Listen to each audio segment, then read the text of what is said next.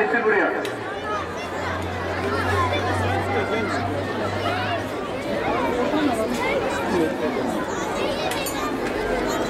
Bu tarafta mı?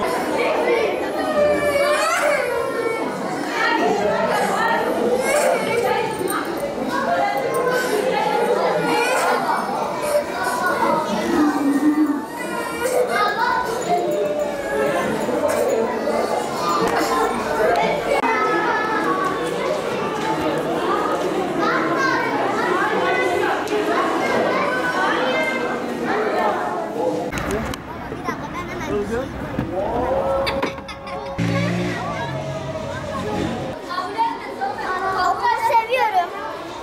Çok güzel. Her şeyi öğreniyorum. İnsan nasıl bir varlık demiştik? Ela nasıl bir varlıktı? Düşünen bir varlıktı. Başka nasıl bir varlıktı insan? Yardımsever. Yardımsever. Evet. Nasıl? Sabırlı bir varlıktı. Başka ne diyelim? Ha? Ağlayan, gülen, yani duygusal bir varlıktır değil mi? Başka? Evet Baran? Yiyen, içen bir varlıktır. Duyguları olan varlıktır. Ağlar, güler, sevinir, üzülür. Paylaşan bir varlıktır, evet. Merhametli bir varlıktır. Yeni başladın, heyecanlı mısın? Neler söyleyeceksin? Okulu seviyor musun? Seviyorum. Yeni açılan bu eğitim öğretimini bütün öğrencilerimize başarı diliyorum. Allah izin açıklığı versin. Yollar açık olsun. Servis olarak da biz genelde servisler derneğimiz var. Yani bütün okullara gidiyoruz. Hiçbir okulu servissiz bırakmıyoruz. Ve daha doğrusu hiçbir öğrenciyi servissiz taşımaya özen gösteriyoruz. Talep olması halinde.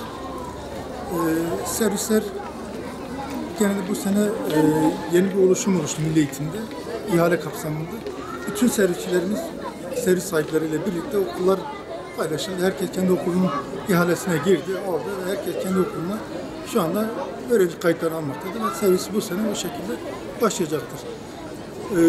Bunu mutlaka bu yansıyacaktır öğrenci velilerine. Çünkü akaryakıt geçen sene aldığımız fiyat bu dönemde 3.800 iken şu anda 6.000 küsurata çıkmış.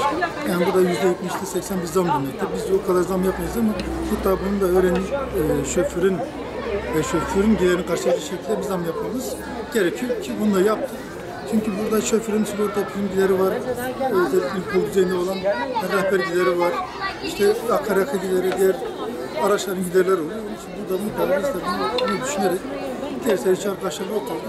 Bunun değerlendirmesi yaptık. Buna göre bize bir zam yaptık geçen sene.